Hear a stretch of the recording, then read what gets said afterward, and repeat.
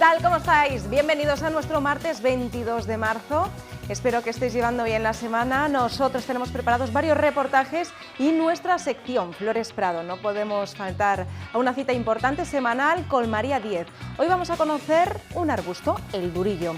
Seguimos avanzando también, vamos a hablar de energías renovables, energías por las que podemos apostar aquí en El Bierzo. Hablaremos de emprendimiento y, por supuesto, vamos a celebrar nuestra sección Talento Berciano con 4 artistas. Eso y mucho más aquí en 8 Magazine Bierzo. Antes de comenzar con la primera entrevista, vamos a conocer las oportunidades de mañana. Garbanzos extra la asturiana a 2,99 la bolsa, 1 kilo.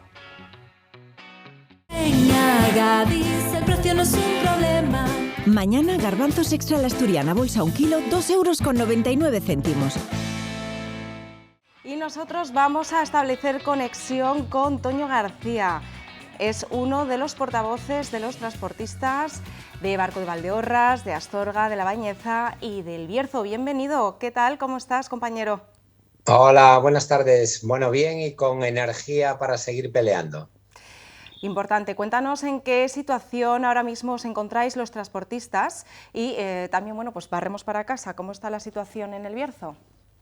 Bueno, pues la situación en el Bierzo es prácticamente de paro total. Tanto en el Bierzo como en Valdeorras y en Astorga y en La Bañeza, el paro es prácticamente total. Y bueno, la situación, hoy nos hemos despertado con que la mayor plataforma que agrupa a autónomos, pequeños y medianos empresas, pues se ha sumado al paro, con lo cual es una buena noticia desde el punto de vista de que esto nos permitirá tener una interlocución más rápida y fluida con el Ministerio de Transportes. Bueno, yo creo que es un pequeño paso, ¿no? Sin embargo, esta situación para vosotros realmente es una situación muy complicada, una situación que tiene pocos atisbos de esperanza, sin embargo, los hay. Bueno, a ver, nosotros los transportistas hemos parado porque en principio somos empresas, la rentabilidad de nuestras empresas es el elemento clave de nuestra actividad. Si no son rentables, pues evidentemente, como haría cualquier persona de este mundo, pues lo que haría era dejar de hacer esa actividad, y es a lo que nos ha conducido, sobre todo y fundamentalmente, por el elevado y exagerado precio de los combustibles. Y entonces esta solución la tenemos que buscar en dos vertientes. Por un lado, en repercutir a nuestros cargadores parte de ese incremento, ya digo, especulativo del gasóleo, y por otro lado, tratando de que el gobierno o tome alguna medida sobre el precio del gasóleo, que pueden ser varias, pueden limitarlos, pueden rebajar los impuestos, o bien en una situación tan crítica como esta incluso podría deberse a determinados movimientos especulativos que yo creo que de complicidad entre las empresas petroleras y distribuidoras, y podría abrir un expediente a través de la Comisión Nacional de la Competencia a estas empresas, porque es que no se corresponde el precio del barril de crudo con los exagerados precios que tenemos ahora mismo en las gasolineras sobre el gasoil y la gasolina. Es inviable, ¿no? Prácticamente.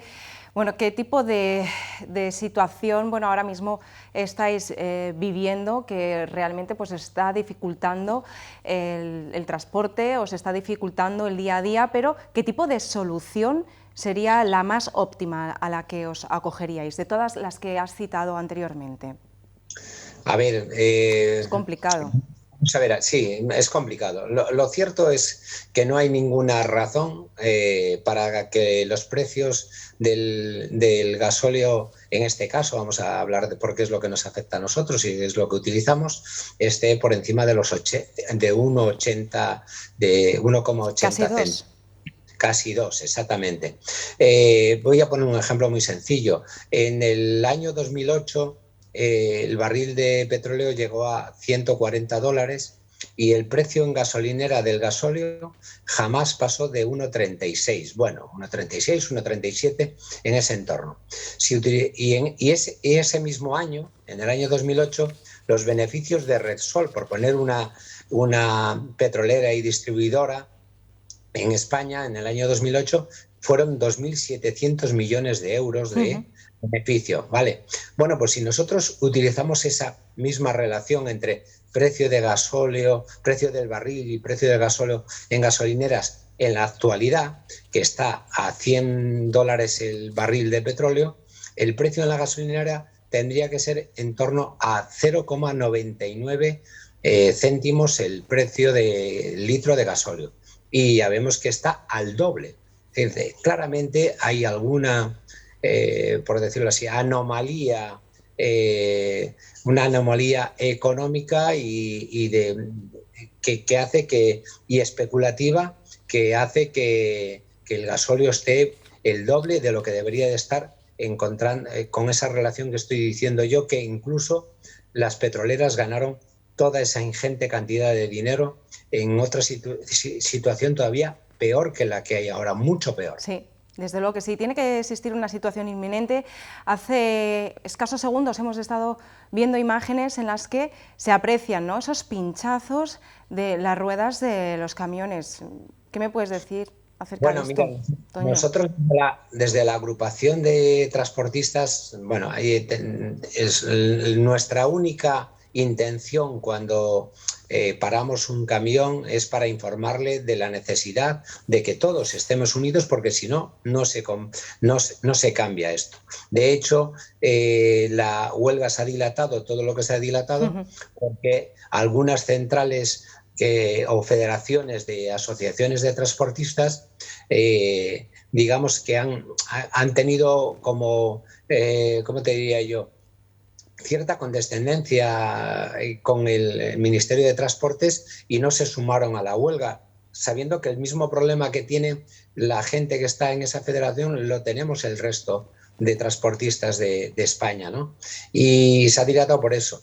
Pero realmente ahora con esa nueva adhesión de esa federación tan importante de transportistas, yo creo que se puede solucionar antes. Pero no obstante, nosotros siempre son piquetes informativos, hemos hecho embolsamientos de camiones, por ejemplo, en el aparcamiento invernal que hay ahí entre Campo Naraya y Cacabelos. Exacto.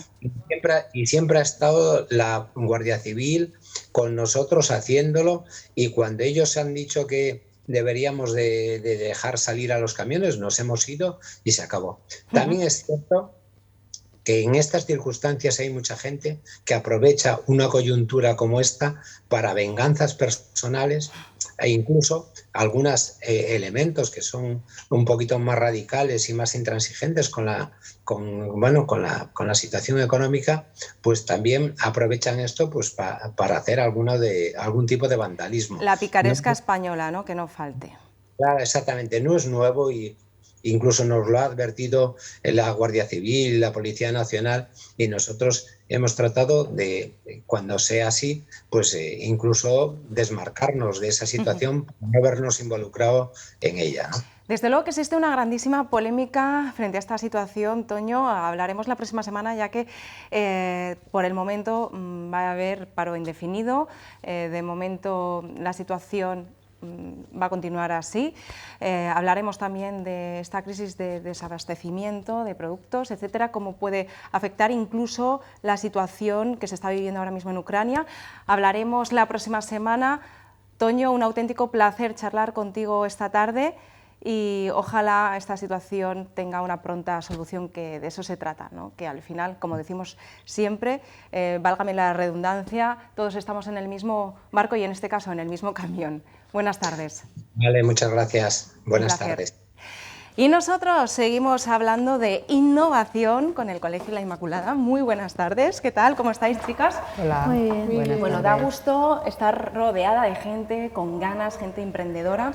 Y bueno, vamos con las presentaciones, con Elisa Bala, profesora del Colegio de la Inmaculada. Hola. Bienvenida. Flavia Domínguez. Hola, y hola. Mencía Taoces. Hola. Bueno, me parece súper interesante este programa que se está preparando a lo largo de estos meses acerca de Cupastón, ¿no? Una situación que me parece fantástica para crear nuevas oportunidades y de hecho desde el colegio habéis tenido esa iniciativa y les habéis marcado un poquito también diferentes objetivos. Yo creo que los resultados son de 10. Pues sí, la verdad que desde CUPA nos propusieron hacer este programa de formación en emprendimiento y nos pareció muy interesante y además que podía encajar muy bien con la asignatura de Economía en cuarto de la ESO, que es el curso que hacen ellas. Y nada, nos pusimos a organizarlo y gestionarlo junto con CUPA y En Proceso, que es la empresa que nos dio la formación. Y bueno, pues los objetivos así principales, pues por un lado, que ellos viesen que en el Bierzo hay oportunidades, aunque la tendencia siempre, y sobre todo cuando son jóvenes, es a irse, pero bueno, que sepan que se puede volver y hay cosas que hacer, ¿no? Y por otro lado, pues que tuviesen ese contacto con el mundo de la empresa y con el emprendimiento. Pero bueno, mejor que nos cuenten ellas, que son las que han llevado el proyecto a cabo, cómo lo han vivido. Bueno, pues nuestro proyecto se llama Rumbo al Sabor Berciano. Qué buena, me encanta, qué buen título. Y lo que queremos hacer es poner en valor nuestros productos típicos de la zona, que sabemos que son muy buenos y abundantes además. Y como sabemos, el Bierzo tiene mogollón de turistas al año, tanto en fines de semana como por el Camino de Santiago y tal. Y lo que queremos es crear una experiencia en la que el cliente pueda interactuar y de conocer en detalle cada producto que, dependiendo de la época del año en la que sea, pues serán o bien castañas o pimientos, y serán unas jornadas que tendrán lugar en los fines de semana. Y bueno, todo esto de la innovación es porque hemos decidido hacerlo en el Museo del Ferrocarril, en una sala, una zona que habrá varios vagones que van a estar parados obviamente, y podrás adentrarte en cada uno de ellos conociendo pues el proceso de cada producto.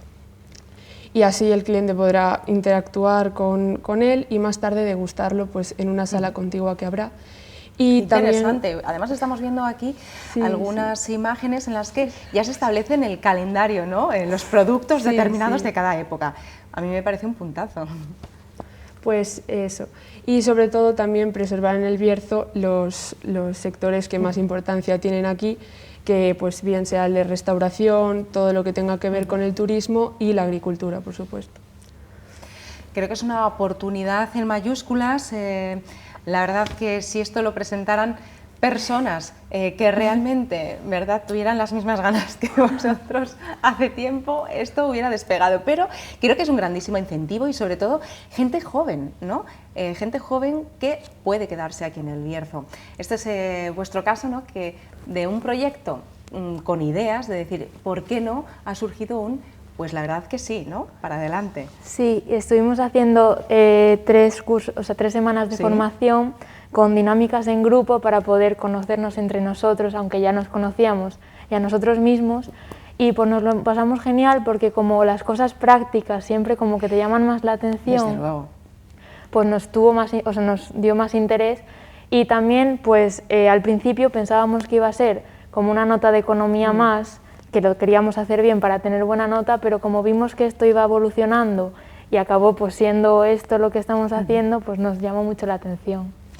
Claro que sí, empezó como un proyecto de, venga, pues nos lanzamos a la aventura, y al final esto sí que puede tener resultados más que óptimos, ¿no? Creo que es la combinación fantástica, perfecta de aunar gastronomía, turismo, en un entorno como es el Bierzo y sobre todo pues en una zona que es de referencia, ¿no?, la Estación Arte. Claro. ¿Qué os comenta la gente cuando habéis preparado este proyecto? Pues que les parece una buena idea que gente joven tenga interés por potenciar todo lo que ya hay en el Bierzo y eso. Sí, bueno, al principio, pues por ejemplo, nuestros padres nos decían, sí, venga, a hacerlo, pero no le daban mucha importancia de que esto fuera a seguir adelante. Sí. Pero ahora que van viendo que pasito a pasito vamos logrando nuevas cosas. Yo me estoy preguntando, bueno, ¿cuándo empezamos?, ¿no? Porque yo también me quiero subir al tren. Es que me parece un proyectazo. Y sobre todo, ¿no?, pues, que aúna muy bien también cuáles son los intereses de los turistas. Hablamos de la gastronomía, que tiene que ser algo importantísimo, poner en valor todos los productos que tenemos aquí en El Bierzo y, desde luego, un gran reclamo turístico. Además, estamos hablando que el sector turístico cada vez va despegando, bueno, en esta situación tan complicada que hemos tenido en esta pandemia, sí que ha habido un repunte importante, un gran porcentaje de turistas y, además, muchas familias. Lo que quieren conocer pues, son zonas cercanas, pero al mismo tiempo, sobre todo, que tengan ese atractivo, ¿no? En el entorno paisajístico, todos los productos. Ahora, ¿de qué sería época para poder disfrutar en la Estación Arte? Si pues, sacamos el calendario. En el calendario, sí. Ahora mismo no nos acordamos. Bueno, ahora mismo, pues, dentro de poco la cereza. Sí, claro, la cereza. La cereza. Y entonces ahí pues, se podría ver pues cómo ponen las cerezas en aguardiente, todo ese proceso, recursos interactivos, ¿no? De cómo se recoge la cereza, de cómo se mete en conserva. Y luego, pues, menús de degustación, que no sé si se han dicho, porque la idea también era pues, que colaborasen todos los cocineros de la zona y que ellos fuesen los que preparasen esos menús de degustación para que la experiencia fuese completa. Pues mira, ya nos toca, el calendario, estamos ahí, casi. Nos falta un plis. Y bueno, la elaboración de todo este proyecto, aproximadamente, ¿cuánto tiempo os ha llevado? Pues alrededor de un mes, más o menos. Un mes intenso, ¿no? Ver, hay que decir que no es, o sea, no es un plan de empresa, simplemente era pues, empezar a elaborar la propuesta de valor, porque en 3 semanas, la verdad que desde que empezaron y se hacen un poco a la idea, lleva tiempo. Pero bueno, realmente la idea no la tuvimos clara hasta la última semana, más o menos. No me digas. O sea, teníamos como algo pensado, pero no lo luego vimos los últimos retoques y ya. Un brainstorming, ¿no? Sí, y de repente tal cual. es esto. Bueno, aún habrá cosas que mejorar. A ver, cuando emprendes funciona así, ¿no?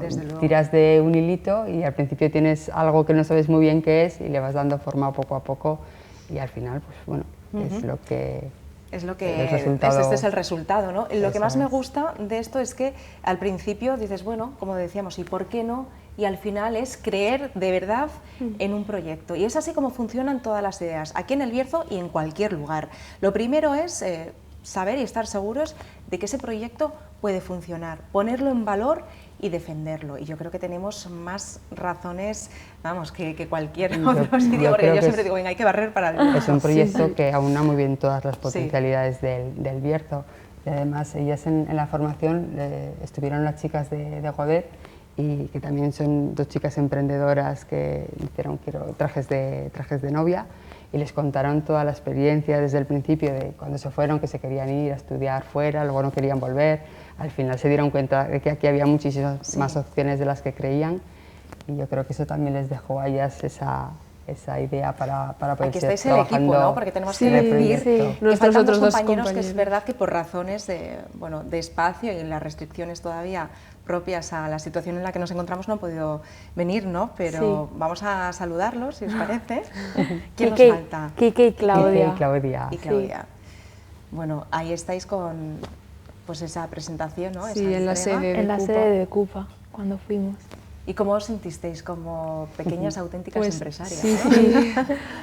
Sí, porque aunque no había mucha gente viéndonos al explicarnos, pues, jolín, ya explicar tu proyecto es como un gran paso, ¿no? E impresiona ver toda la sede, lo bien preparado que estaba todo, el catering que nos dieron después.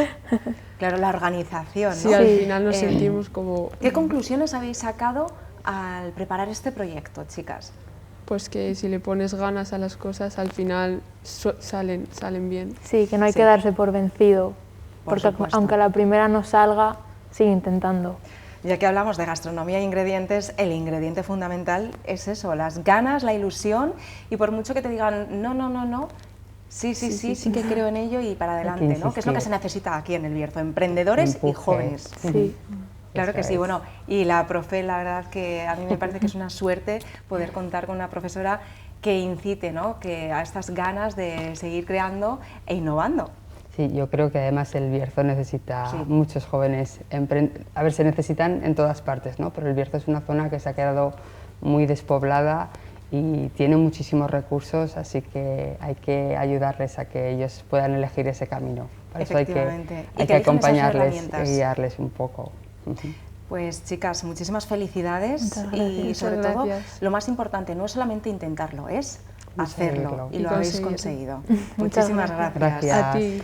Bueno, desde aquí también vamos a dar las gracias a Kupasdon y a todas las personas que siempre dicen, no lo creo, lo sueño y sigo hacia adelante.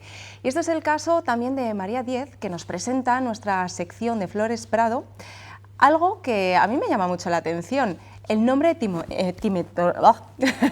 etimológico, que es el durillo. Vamos allá, si yo me he liado, María no se lía, porque es una crack.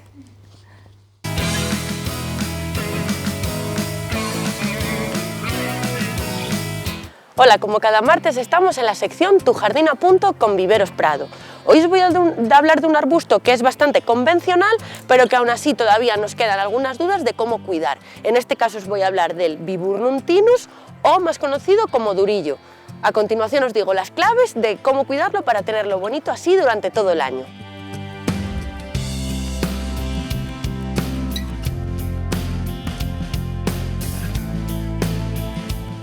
Como veis, aquí os presento el Viburnum tinus, o conocido como durillo. En este caso lo tenemos un poquito formado en forma de arbolito, porque este arbusto o árbol se puede catalogar como arbusto grande o arbolito pequeño. En este caso veis que la formación está con todo despejado el tronquito y la bolita arriba, pero también lo vamos a poder encontrar arbustivo desde abajo, o sea, las ramitas desde abajo. Es un arbusto que su nombre ya lo dice, se llama durillo porque es muy resistente tanto al frío como al calor, o sea que puede estar en zonas de extremos de calor de incluso menos 20 grados hasta el calor que puede llegar a hacer aquí en el verano de casi rondando los 35-40 grados.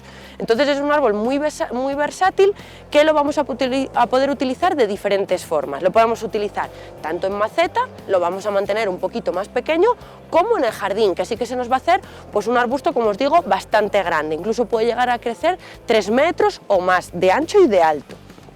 Es muy fácil de cuidar porque, como os digo, es una planta que aguanta mucho frío y mucho calor. Lo único que tenemos que tener en cuenta es que cuando esté como ahora en floración es abonarlo, ya sabéis, muy importante, pero eso hay que hacerlo con todas las plantas. Si está en maceta, sobre todo, porque en el terreno sí que se puede aguantar un poquito más cogiendo los nutrientes que hay en nuestro terreno, pero en la maceta, por culpa de los riegos y la lixiviación de los nutrientes, se van y la tierra se queda estéril y no, la planta va a estar ahí, pero no va a estar tan bonita, tan vigorosa y sana como veis ahora. Veis que tiene floración ahora, pero lo bueno que tiene el Viburnum es que tiene 2 floraciones al año. Tenemos esta primera ahora al principio del año, pero luego en octubre o así, de cara al otoño, volvemos a tener floración. La primera, lo que vamos a tener al principio, pues es estas bolitas de color rosa pálido durante el invierno. A partir de ahora, bueno, ya hace un poquito más, hace 15 o 20 días, empieza a florecer en color blanco. Cuando caiga esta floración va a hacerse una bolita negra que lo que va a hacer es estar decorándonos hasta la siguiente floración. ¿Qué pasa? Que como florece 2 veces al año, a la hora de podarlo tenemos que sacrificar una de las podas, porque si podamos en otoño sacrificaremos la floración de primavera, y si podamos en primavera sacrificaremos la flor de otoño. Entonces lo podéis podar, pero siempre sabéis que vamos a perder una de las 2 floraciones. No importa, porque la verdad que simplemente una floración va a estar bastante tiempo y va a estar muy bonita el resto del año, porque si no lo podamos se nos va a ir deformando, sobre todo en la maceta, y no va a estar tan bonito. Esto no lo vais a tener que hacer todos los años, pero sí que de vez en cuando formar un poquito, sobre todo si tenemos formaciones de este tipo como árbol, porque aquí lo que va a pasar es que él, como es un arbusto, originalmente es un arbusto, va a querer empezar a sacar ramitas por aquí por el tronco, y lo que tenemos que hacer es retirarle toda esa ramita y redondear un poquito la bola, si queremos seguir teniendo esta formación. ¿Que queremos tener la formación de arbusto? Pues entonces simplemente podaremos un poquito la rama que se nos salga de la formación y la rama vieja o que esté estropeada. Así que ya veis que es una planta que podéis poner en prácticamente cualquier sitio, en terraza, en jardín, directamente en la tierra o en maceta, y que va a estar muy bonito durante todo el año, porque aparte de que no se le cae la hoja, tiene esta espectacular floración durante pues bastante parte de primavera y bastante parte del otoño.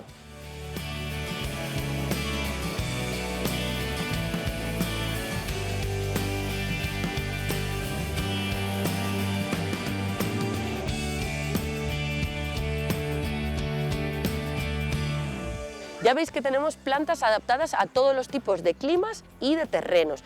En este caso, como os decía, el viburnum es muy resistente, así que espero veros por aquí, por Viveros Prado, elegir vuestro viburnum preferido y instalarlo en vuestra casa.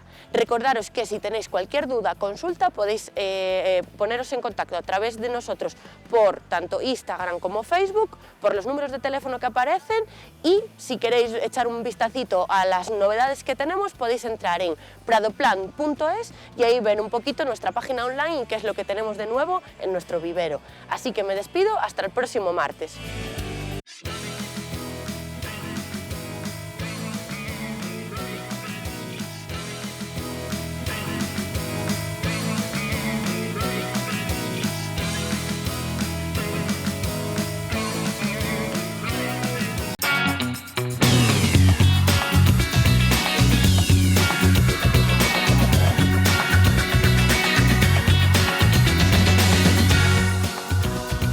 Ya estamos de vuelta, las 5 menos 25 de la tarde, seguimos en directo y ahora sí vamos a hablar de alternativas energéticas. Hoy charlamos con Óscar Cela. Muy buenas tardes, ¿qué tal? ¿Cómo estás? ¿Qué tal? Ingeniero, y además nos va a hablar de esas alternativas sostenibles. ¿De qué se tratan? Y también, bueno, vamos a hablar de ese impuesto, ¿verdad?, que estamos pagando al sol cuando se supone que tiene que ser totalmente gratuito. ¿Alternativas en el Bierzo hay? Sí, unas cuantas. Sí. Desde luego hay alternativas, y hay alternativas a toda esta debacle energética que estamos sufriendo. Una debacle energética sobre la que no tenemos ningún control. Esta posición en la que estamos ahora mismo, que la energía es extremadamente cara, hay familias que no se lo pueden pagar, no se lo pueden permitir. Entonces ahora hay alternativas, y hay alternativas desde hace ya años precisamente para evitar todo este problema energético, y una alternativa muy viable que ha bajado un montón de precio durante los últimos 5 años es la energía fotovoltaica, la energía del sol. Exactamente, comúnmente lo podemos llamar ese paquete de invierno. El paquete de invierno que la Unión Europea en el 2015, fíjate si ha llovido ya, promulgó para que la gente se empoderase de su energía, para que no sean las eléctricas quienes te pusiesen el precio de la energía, que es lo que está ocurriendo, sino que sea la propia gente quien se empodere de su energía, y gracias a eso ya tenemos ayudas en donde se subvenciona una parte importante de las instalaciones, con lo cual el problema económico de montarlas, que era el mayor problema, se lamina. Estamos hablando ante una realidad bastante complicada por lo que estamos viendo si hablamos de propuestas energéticas, ¿no? ¿Cuál es la gran problemática que nos está dificultando llegar a este tipo de alternativas? Porque las hay y existen. Bueno, hay una muy importante, que es el desconocimiento de que esto existe, de que está en el mercado, de que hay muchas familias de aquí del Bierzo que han apostado por ello, que además se puede hacer a nivel colectivo, que lo podemos hacer las comunidades de vecinos compartiendo la energía que pongamos en nuestros tejados, o un pueblo entero. O sea, ese autoconsumo ese autoconsumo colectivo, desde el año 2019, con el reglamento que venía del paquete de invierno del 2015, pues justamente nos permite compartir la energía que nosotros generamos en el tejado, o generarla para nosotros mismos, obviamente. Entonces eso es una alternativa extremadamente interesante, justamente para que la gente de Ponferrada, la gente del Bierzo, se empodere de su propia energía. Desde luego que alternativas, como hemos dicho, las hay, pero ¿cuál es el principal problema por el que la gente, el ciudadano, no opta tanto por ellas? Claro, el desconocimiento al que me he referido antes es importante, y luego había un temor económico, ¿no? Decir, oye, ¿cómo voy a invertir en esto? Bueno, ese temor en los últimos años se ha reducido porque los precios de las instalaciones se amortizan muy rápido, y además de todo esto hay ayudas del gobierno que te permiten pues unos plazos de amortización de las instalaciones extremadamente bajos, y esto es muy importante para poder ten en cuenta que cuando tú planificas una instalación fotovoltaica, vas a recibir esa instalación, vas a recibir energía gratuita durante 30 años por lo menos, que es más o menos el plazo de duración de las placas. De hecho, se garantizan las placas a 25 años vista en cuanto a rendimiento, es extremadamente estable. O sea que esto también sería una alternativa real a los macroproyectos. Absolutamente, absolutamente.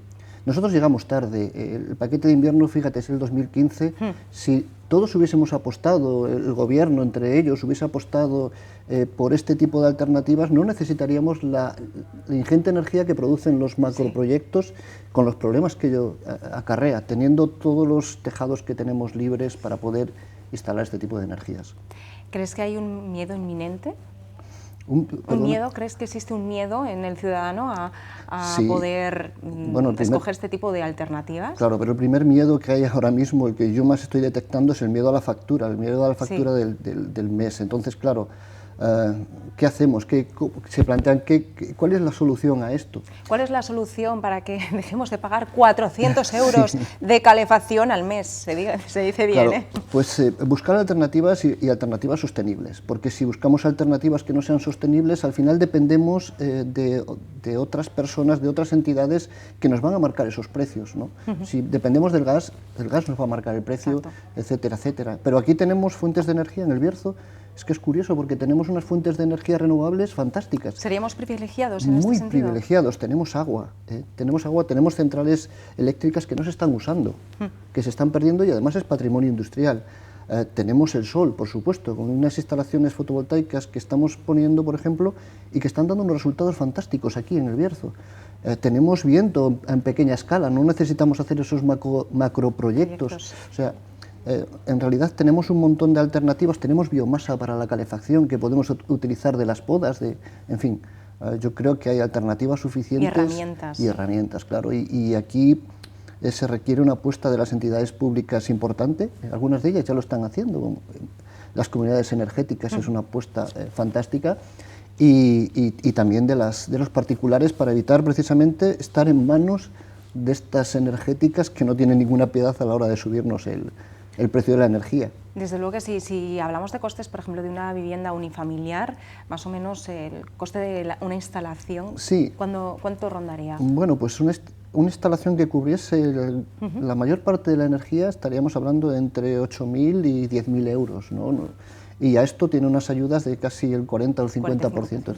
Y si hablamos ya que con una instalación que tenga incluso baterías para que pues por la noche alimente, bueno, pues estaríamos hablando de cerca de los 13.000, 15.000 euros aproximadamente. Hablo de una vivienda unifamiliar grande, ¿eh? Si hablamos de instalaciones comunes, comunitarias, compartidas, son muchísimo más baratas porque se comparten los gastos. Lo cierto es que este tipo de proyectos son súper interesantes, debemos ahondar un poquito más y también, ¿no?, convencer a los ciudadanos de que existen alternativas. Voy a dar paso ahora a un reportaje en el que vamos a ver esa evolución del coche eléctrico, como por ejemplo de Óscar Cela, a un coche totalmente único para esa época. Han pasado 100 años. ¿Qué os parece? Nos vamos al Museo de la Energía. Hoy os voy a llevar por un paseo por la historia con este Forte de 1922. Fijaros, me espera Alfonso Esquivel porque vamos a viajar desde 1922 al 2022. ¿Se dice bien?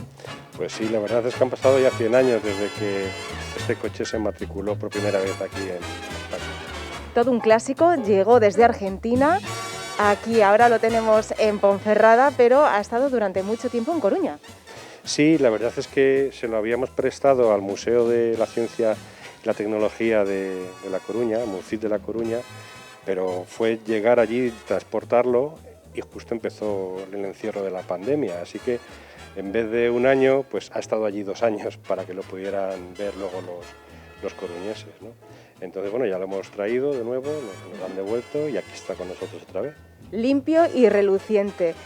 Un color negro que vamos a averiguar, al igual que hay mucha gente experta en diferentes gamas de colores, hay diferentes gamas de negro y os vamos a contar algunas anécdotas, pero antes vamos a arrancar con la historia, ¿no? 1922, un tal Fidel de San Miguel de las Dueñas, aparece una fotografía montado en este Forte. Sin embargo, no era precisamente de él. No, Fidel, que es el paisano, nuestro paisano, del cual tenemos la imagen montada en un Forte, curiosamente nos la manda desde Argentina, desde donde se construyó este coche. Pero bueno, este en concreto no es el que conducía a Fidel, ¿no? aunque viene de allí. La empresa, pues, la Ford montó una de las primeras fábricas allí en Argentina y muchos de los que están en España, o los que llegaron a España, llegaron de allí. Es un coche de película, fijaros la matrícula. Efectivamente. Sí, la matrícula es una matrícula histórica, de estas que se dan a coches que ya pues, tienen esta categoría. Y bueno, pues justo encima de la matrícula está la palanca con la que tenían que arrancarlo, ¿no? Y luego cuando nos vayamos, cuando terminemos el reportaje, le das bien ahí a la no sé si no creo que podamos arrancarlo, pero bueno, porque se podría todo lleno de gasolina.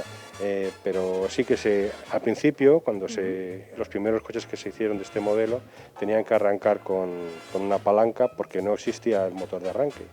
El motor de arranque pues es una invención que empiezan a instalarlo pues a partir del año 14, 15, y entonces, bueno, eso fue una gran mejora, porque claro, tenían que arrancarlo desde aquí, y si no había nadie al volante que te ayudara, pues era bastante complicado. Además, un modelo muy famoso, aproximadamente, ¿cuántos modelos como este fabricó Ford? Muchísimos.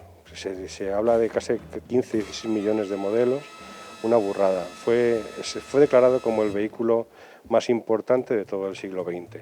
Y hubo una época en la que de cada 10 coches que se vendían en el planeta, 8 eran Forte, para que os hagáis una idea. Alfonso, ¿cuánto puede pesar este coche aproximadamente? Pues no lo sé exactamente, pero cerca de 2.000 kilos, 1.600, 1.500. Era un coche que aún así es ligero, porque, bueno, pues como veis es pequeño, el constructor no quiso que fuera demasiado grande para que fuera más económico. Y las piezas que utilizaba, pues intentaba que fueran lo más fáciles de conseguir posible para que cualquier persona lo pudiera reparar. Todo gracias a la mecánica. Claro, todo gracias a la mecánica. Es un motor de 2,5 litros, que para hoy, para nuestros días, es un motor muy grande, sería un motor muy grande, pero sin embargo, pues andaba muy poquito, ¿no? Porque la tecnología de aquella época todavía no daba muchos caballos. ¿Cuántos kilómetros podríamos recorrer con este Forte? Pues alrededor de yo le calculo, gastaba como unos 13 y 12 litros a los 100, en buenas condiciones. O sea, gastaba bastante gasolina. Si lo comparamos ahora no nos sale muy rentable. El depósito que tienen no es un depósito muy grande, entonces a lo mejor entre 60 y 70 kilómetros podría estar bien. Tenemos que ir haciendo paradas, ¿no? Poco a poco. Sí, y además ¿qué velocidad? Pues alrededor de 60 a 70 kilómetros hora, una cosa así. O sea que si queremos llegar desde aquí, desde Ponferrada a Coruña, nos queda un largo trecho. Bastante, bastante. Además tiene una peculiaridad el depósito, ahora que lo hemos comentado, porque está debajo del asiento del conductor. Y entonces en aquella época, ya sabéis que todos los coches actualmente tienen bomba de la gasolina, para que la gasolina desde el depósito llegue hasta el motor. Bueno, aquí llegaba por altura, es decir, que debajo de este asiento está el depósito y llegaba al motor porque está más alto, como si fuera un depósito de agua de una vivienda. ¿Qué ocurría? Que había un problema cuando quería subir una cuesta arriba, llegaba un momento en que el depósito estaba más bajo que el propio motor y se paraba el coche.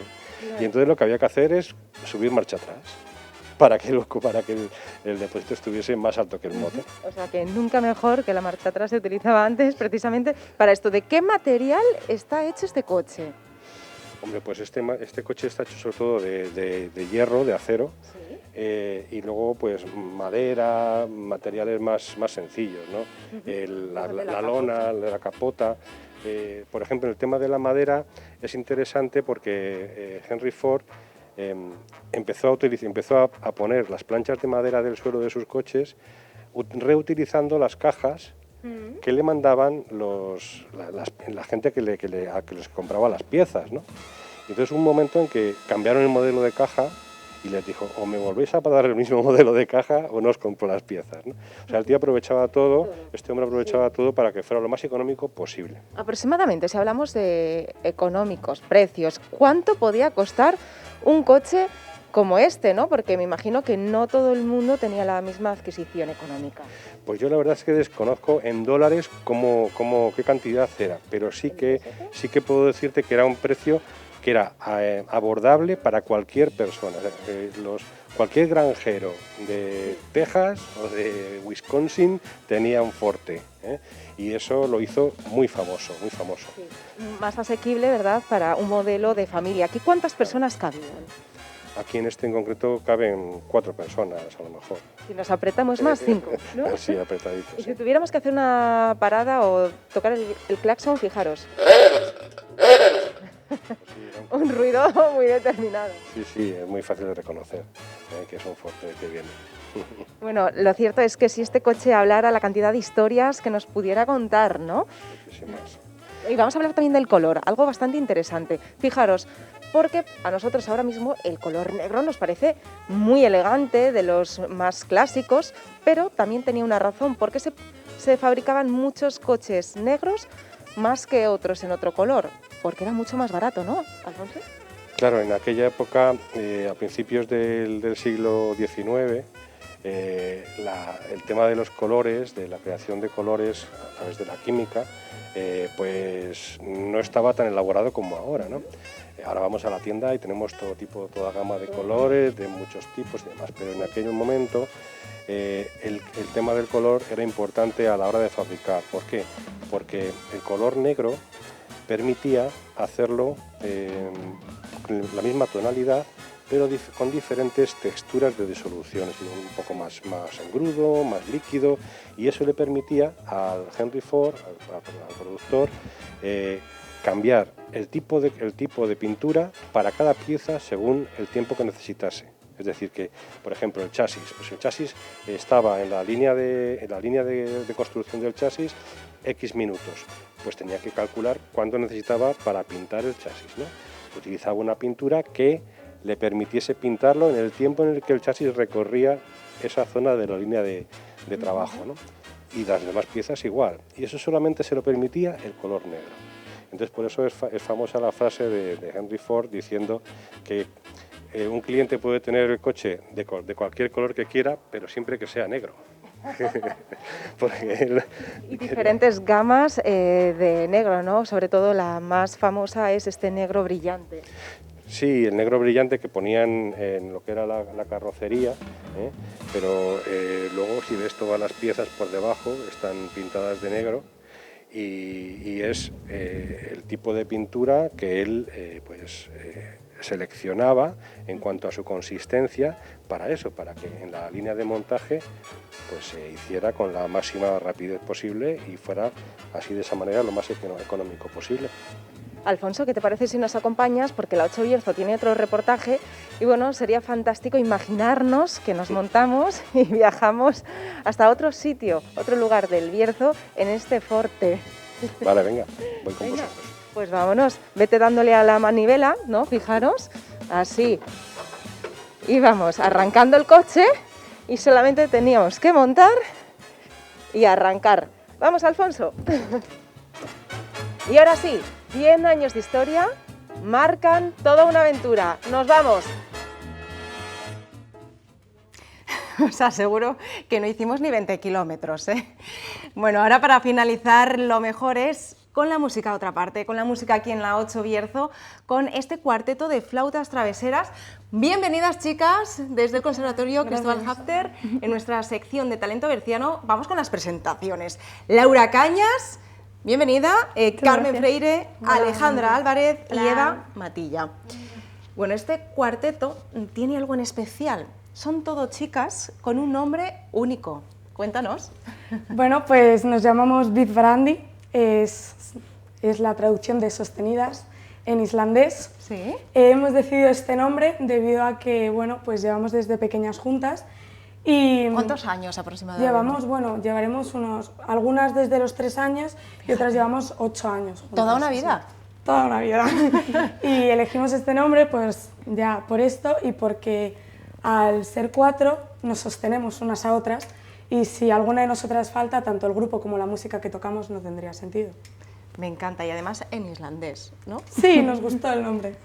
Qué bien, eso es que sois internacionales, para empezar.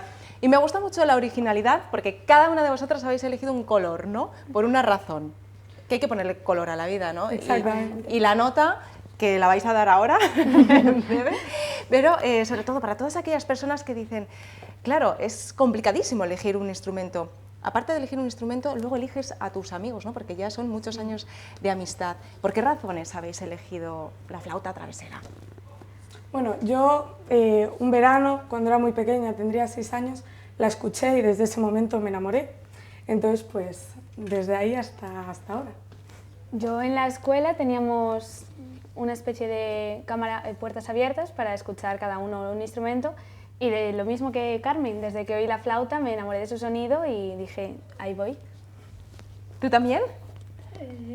La verdad es que yo pensaba, mi madre tenía un interés en la música y dijo, pues venga, vamos a probar con esto y también me enamoré. Y para adelante, ¿no? Sí.